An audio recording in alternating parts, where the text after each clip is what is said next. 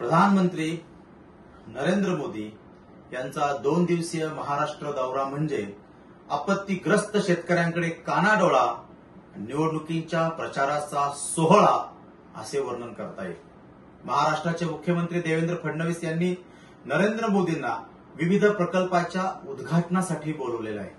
आज महाराष्ट्रामध्ये 29 जिल्हे, 253 तालुके, जवळपास 65 लाख हेक्टर जमीन पिके वाहून गेलेली असताना आणि 60,000 हेक्टरवरील जमीन खरवडून गेली असताना इतके भीषण आसमानी संकट या महाराष्ट्रावरती असताना परंतु या सुलतानी प्रवृत्तीच्या सरकारला कुठलंही सोयीसुतक नाही। निवडणुकीत विविध प्रकल्पासाठी उद्घाटनाला श्री नरेंद्र मोदींकडे वेळ आहे, परंतु देवेंद्र फडणवीस यांना मोदींना शेतकऱ्याच्या बांधावरती घेऊन जाण्यासाठी मात्र वेळ नाही। 31,000 कोटीचं तुटपुंज पॅकेज देऊन देवेंद्र फडणवीस यांनी आकड्यांची जादूगिरी केली असताना केंद्रातून महाराष्ट्राला कुठलीही मदत आणण्यात फडणवीस सरकार अपयशी ठरलेले आहे।